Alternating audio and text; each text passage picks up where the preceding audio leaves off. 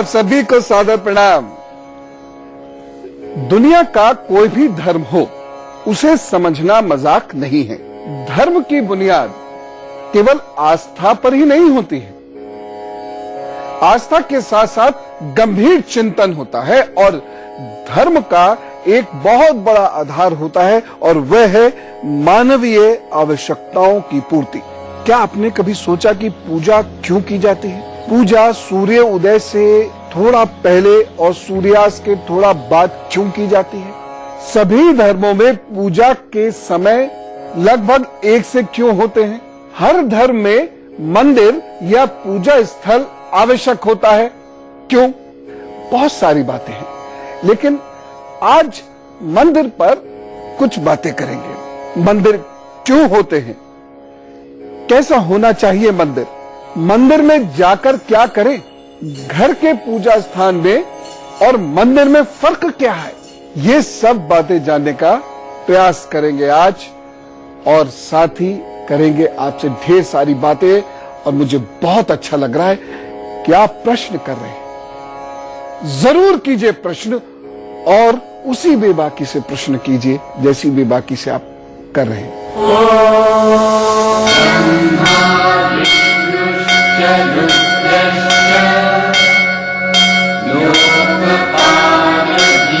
प्रश्न कीजिए जैसी बेबाकी से आप कर रहे हैं।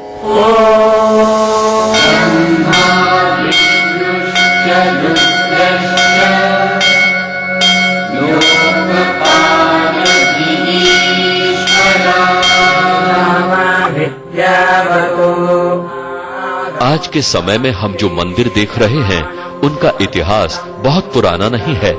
ये मंदिर 4वीं से 6वीं शताब्दी में गुप्त काल से ज्यादा प्रचलन में आए हैं। पहले लकड़ी के मंदिर बनते थे, लेकिन 7वीं शताब्दी आते आते भारत के अनेक स्थानों पर पत्थर से मंदिर बनने लगे।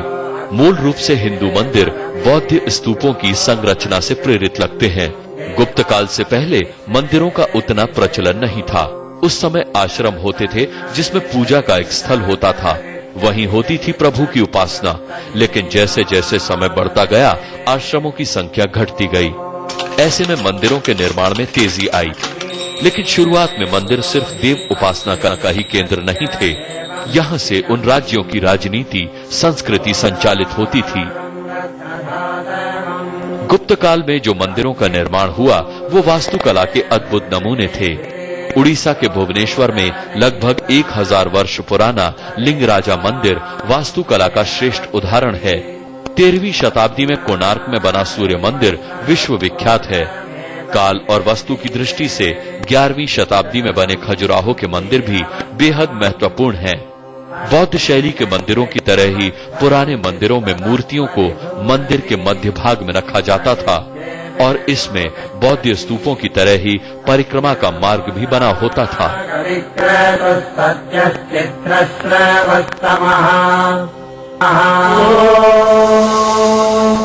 हम में से अधिकतर लोग रोजाना ही मंदिर जाते हैं।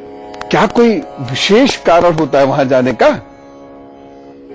हम कहेंगे हाँ, वहां भगवान मिलते हैं। अब एक और सोच भी है कि भगवान तो मन में भी है, भगवान तो घर में भी है, हम वहां मिल लें भगवान से। एक सोच ये भी है कि जब हम दरिद्र नारायण से मिलते हैं, मानव की सेवा करते हैं, वहां भगवान मिल जाते हैं। आप क्षण भर के लिए सोचेंगे और फिर कहेंगे नहीं, भगवान के दर्शन करने जाते हैं मंदिर। और हम में से बहुत सारे लोग फिर ये कहेंगे कि मंदिर में जाने से भगवान के स्थान का पता चलता है, उनकी लीलाओं का पता चलता है। जैसे मथुरा में जाने से, अयोध्या में जाने से, इस बात में थोड़ा दम है। परंतु एक बात कहूं, बुरा मत मानिएगा, क्या इस बात से ऐसे नहीं लगता कि हम मंदिर, म्यूजियम या संग्रहालय में कोई फर्क ही नहीं कर रहे? जैसे किसी व्यक्ति विशेष के लिए मिलने के लिए या उनके बारे में जानने के लिए हम उनके संग्रहालय में चले जाते हैं, ऐसे ही भगवान के लिए चले जाते हैं। उसमें कोई गलत नहीं है, लेकिन इसका मतलब यह जरूर है कि कहीं ना कहीं मंदिरों में कुछ खास चीजें जरूर होती हैं जिसकी वजह से हम मंदिर जाते हैं तीर्थ स्थलों में जाते हैं या घर के आसपास जाते हैं। अब कुछ लोग ये जरूर कह रहे होंगे, अच्छा लगता है वहां जाके, शांति मिलती है वहां जाके। शांति, यह खास बात है, यह मुख्य बात है, यह मुख्य तर्क है।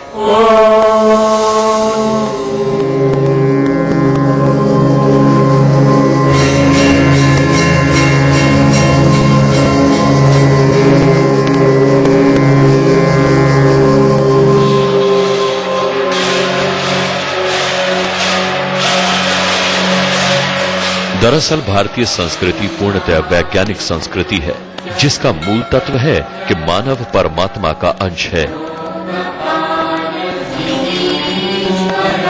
पृथ्वी लोक ये अंश यानी आत्मा कुछ क्रियाएं करता है और उसके बाद फिर ये आत्मा परमात्मा में मिल जाती है।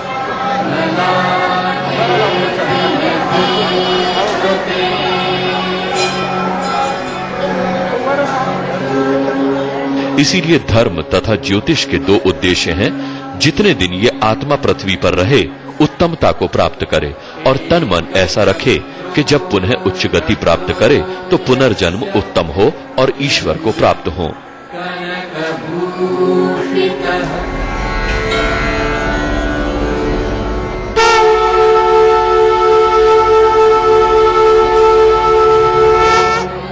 मंदिर भी इसी उद्देश्य का साधन है। मंदिर वो स्थान है जहां आपको न केवल ईश्वर मिलते हैं बल्कि आप स्वयं से भी मिलते हैं।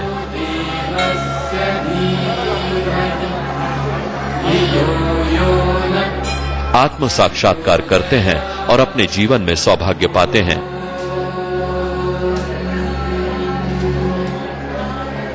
इसके अनेक ठोस वैज्ञानिक कारण हैं। हमारे शरीर में ऊर्जा के 7 केंद्र होते हैं जो हमारे तन और मन को चलाते हैं।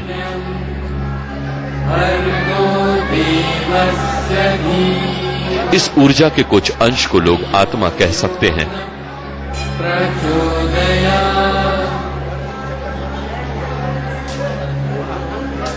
ये ऊर्जा जब कमजोर पड़ जाएगी तब दुर्भाग्य हम पर हावी हो जाएगा, यानी बुरे ग्रहों का प्रभाव बढ़ जाएगा, जिससे हम बीमार हो सकते हैं, धन का नुकसान उठा सकते हैं, वैभव खो सकते हैं, परिवार खो सकते हैं, आदि आदि। मूल बात यह है कि यदि सौभाग्य पाना है तो हमारी ऊर्जा बनी रहनी चाहिए।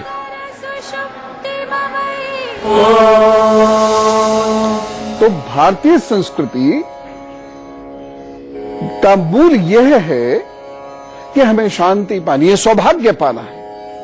आज का जो विषय है हम उसी पर बात फिलहाल करते हैं।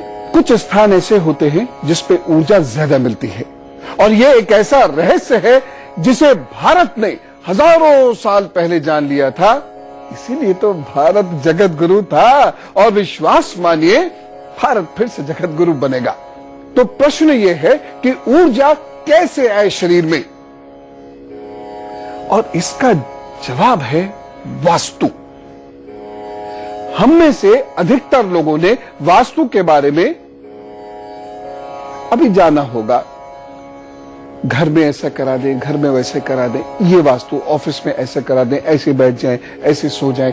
जबकि हमारी संस्कृति में वास्तु का उपयोग हजारों वर्षों से होता आया और जो मंदिर हैं उनकी संरचना ऐसी है कि शरीर में ऊर्जा उत्पन्न हो, और जिसके शरीर में ऊर्जा उत्पन्न होनी शुरू होती है वह धीरे धीरे धीरे धीरे जीवन में उत्कर्ष प्राप्ति की ओर बढ़ता जाता है। सारा ऊर्जा का खेल है। ब्रह्मांड की उत्पत्ति से हमारी उत्पत्ति और हमारी उत्पत्ति से हमारे जीवन का संचालन और हमारे जीवन के संचालन में उत्कृष्टता, ये ऊर्जा से ही तो आती है।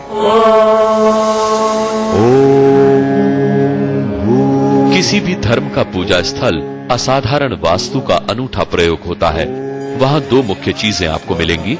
एक तो असीम ऊर्जा जो अनेक लोगों के साथ प्रार्थना करने के कारण उत्पन्न होकर वहीं के सीमित वातावरण में बिखर जाती है, और दूसरी महत्वपूर्ण वास्तु मंदिर में मिलती है, गुम्बद या पिरामिड के आकार का ढांचा। मंदिर में मुख्य ईश्वर या इष्ट की प्रतिमा इसी गुम्बद या पिरामिडाकार छत के नीचे ही रखी जाती है, क्योंकि इस प्रकार के ढांचे के अंदर चुंबकीय शक्ति दोगुनी हो जाती है।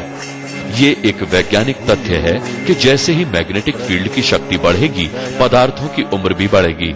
जैसे कि अगर कोई सेब आपने अपने घर में रखा है तो वो 2 दिन में खराब हो सकता है, लेकिन अगर विधि से बने किसी मंदिर में रखा जाए तो सेब कम से कम 7 दिनों तक नहीं सड़ेगा।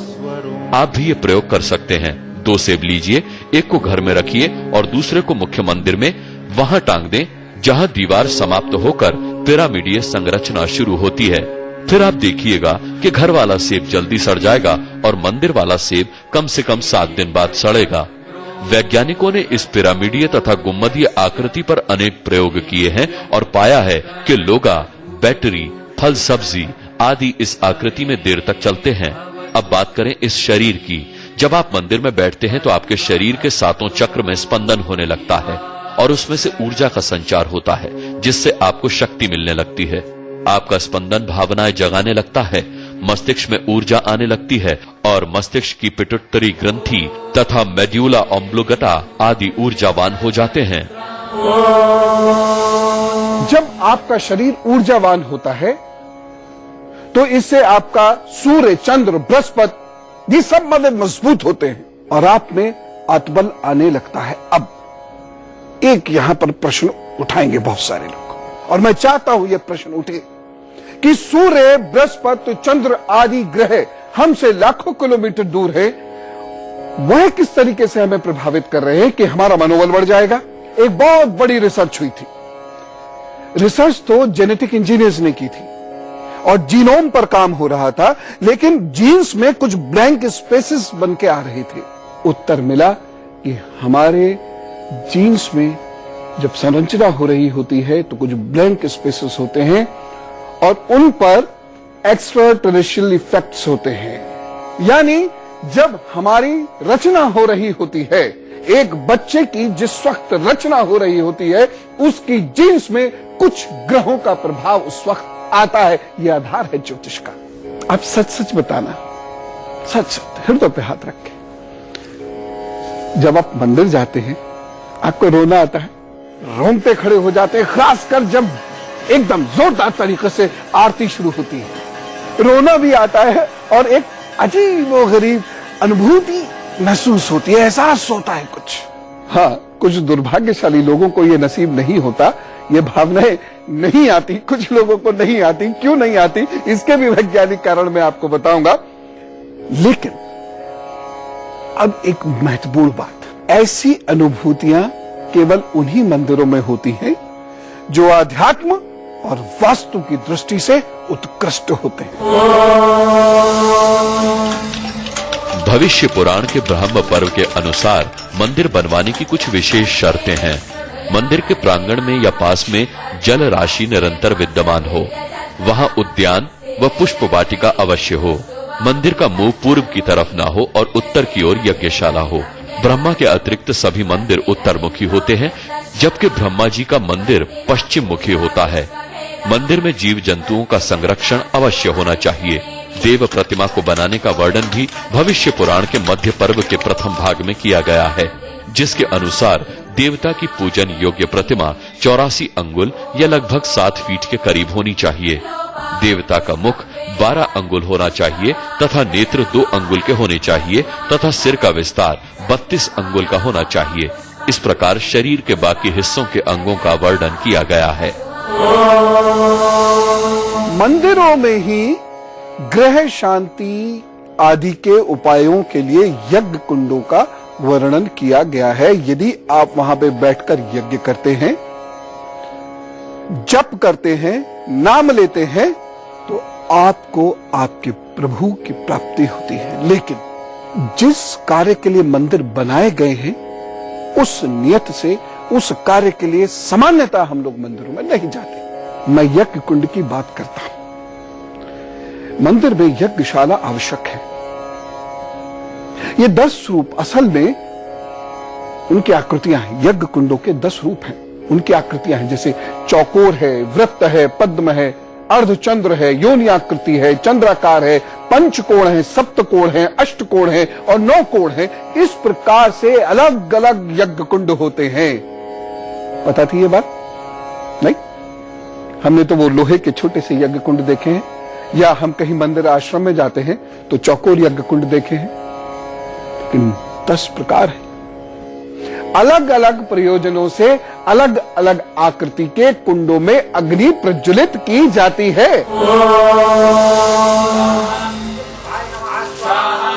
जैसे सुख और वैभव पाना है तो चौकोर कुंड में यज्ञ करें। दुष्ट ग्रहों के प्रभाव को दूर करना हो, शत्रु का दमन करना हो तो 6 कोणों वाले कुंड में हवन करें। महामृत्युंजय का जप यदि रोग मुक्ति के लिए किया जा रहा है तो 9 कोणों वाले कुंड का प्रयोग करना चाहिए। जीवन में शांति तथा शक्ति व सिद्धि चाहिए तो व्रताकार कुंड का प्रयोग हवन के लिए करें। समिधा सदैव कुंड के मध्य में अर्पित करें, इसे कुंड का उदर कहते हैं।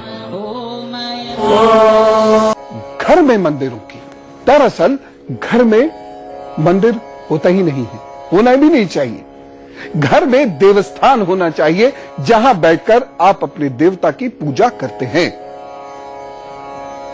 ये पूजा क्या है, इसकी विवेचना करना बहुत आवश्यक है, क्योंकि पूजा के नाम पर मूलतः हम अपनी संस्कृति और संस्कारों से भटक रहे हैं। वह तो पूजा है ही नहीं। मंदिर एक विशेष संरचना को कहते हैं, यूनिक कंस्ट्रक्शन। एक यूनिक कंस्ट्रक्शन है, उसको मंदिर कहते हैं। घर में वो संरचना नहीं हो सकती, इसलिए वह देवस्थल है।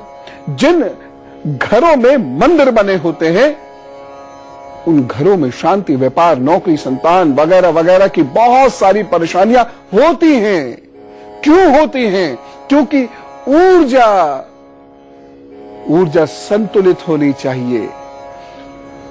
वास्तु ऊर्जा उत्पन्न कर सकता है, ऊर्जा समाप्त भी कर सकता है। अद्भुत विज्ञान है ये।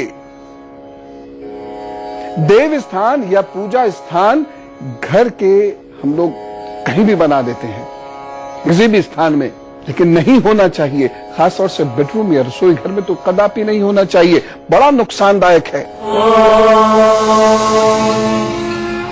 घर में देव प्रतिमा 8 अंगुल से अधिक ऊंची नहीं होनी चाहिए, अर्थात 6 इंच से अधिक ऊंची प्रतिमा का पूजन घर में नहीं करना चाहिए। हाँ, सजाने के लिए आप अवश्य रख सकते हैं।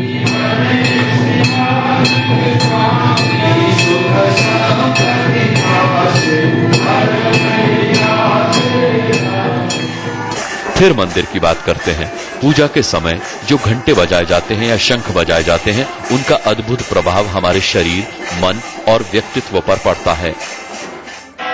भारत ही नहीं बल्कि अफ्रीका और रूस में भी घंटे की बहुत मान्यता है। मॉस्को सैनिवेरियम में घंटे की आवाज से तपेदिक रोग ठीक करने में सफल प्रयोग हुए। अफ्रीका में तो घंटे से सांप के विष को ठीक करने का प्रयोग हुआ। डॉक्टर मनमोहन लाल का एक शोध है जिसके मुताबिक अभी बजा हुआ घंटा आप पानी में धो डालिए और उस पानी को उस स्त्री को पिला दीजिए जिसे प्रसव वेदना हो रही है पर प्रसव नहीं हो रहा, और उनका दावा है कि 1 घंटे के अंदर ही सरलता पूर्वक प्रसव हो जाता है। यही कारण है कि जब हम मंदिर में घंटा सुनते हैं तो एक विचित्र अनुभूति होती है। यही बात शंख के संबंध में भी है।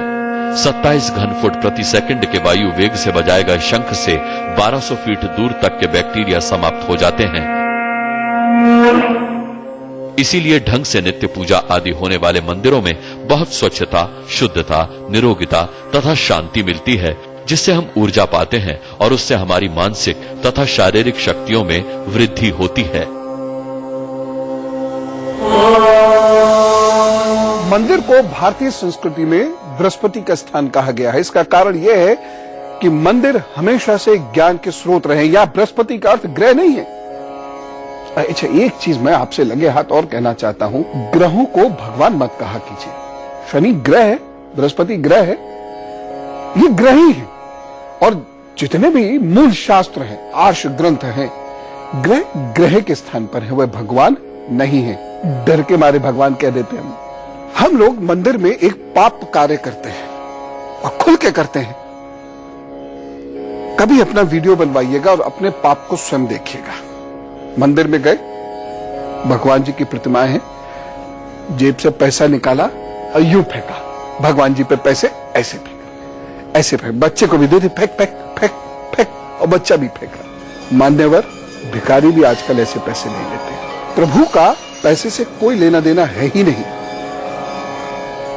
वहां पर नाम अर्पण होना चाहिए, जप का अर्पण होना चाहिए। वह प्रसाद है। ये इतना ढेर का ढेर प्रसाद ये प्रभु के लिए नहीं, वह तो ऊर्जा रूप में वहां स्थापित है। उनको आपकी पूरियों से क्या मतलब, बर्फियों से क्या मतलब। आपका हर प्रश्न समाज के लिए बहुत महत्वपूर्ण है, इसलिए प्रश्न कीजिए। आप प्रश्न करेंगे, बहुत सारी छूटी हुई बातें लोगों तक पहुंच जाएंगी। इसलिए हम लगातार कह रहे हैं, प्रश्न करो। इन पतों पर आप भेज दीजिए अपने प्रश्न। बहुत धन्यवाद, मेरा धन्यवाद। व्यक्तिगत रूप से मैं आभारी हूं कि आप प्रश्न कर रहे हैं। व्यक्तिगत रूप से मैं आभारी हूं कि आप चर्चाएं कर रहे हैं। भारत पर एक आंदोलन के रूप में इस पूरे देश में फैला दीजिए। तभी गर्व होगा अपने भारत पर, जब आप भारत को समझेंगे, जानेंगे। सुरभि जैन जी ये पूछ रही हैं कि मुझको कैसे पता लगे ये जो रुद्राक्ष मैंने पहना है ये सही है। रुद्राक्ष में एक खास मैग्नेटिक इफेक्ट होता है। मैग्नेटिक इफेक्ट के चलते यदि उसके इर्द गिर्द यदि चुंबक रखी जाए तो रुद्राक्ष में मूवमेंट आएगा। एक तो चीज ये खास है। दूसरी चीज, जब आप उसको लेंस से देखें, और लाल वाला रुद्राक्ष मत देखें, वो तो बाद में कलर की, जब उसको लेंस से देखेंगे गहरे से ऐसे करके, तो उसके अंदर आपको जड़ें जैसी दिखेंगी। जैसे पृथ्वी के अंदर किसी पौधे की जड़ होती है, ऐसी उसके अंदर वह जड़ें आपको दिखाई देंगी। ये दो ऐसी प्रमुख चीजें हैं जिनके चलते आप कह सकते हैं कि रुद्राक्ष ठीक है, वैसे ले लो।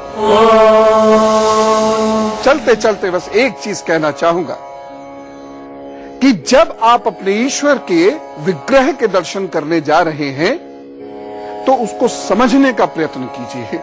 भगवान को, भगवान के लिए एटीएम मत बनाइए पैसा मांगने के लिए, किस्मत मांगने के लिए। हर वक्त इसके लिए नहीं जाया जाता है, बल्कि वहां भगवान को याद करने के लिए जाया जाता है। बाकी तो वो परम ऊर्जा, परम ऊष्मा, परम आत्मा यानी परमात्मा, ईश्वर सब अपने आप ठीक कर देता है। भारत माता की जय।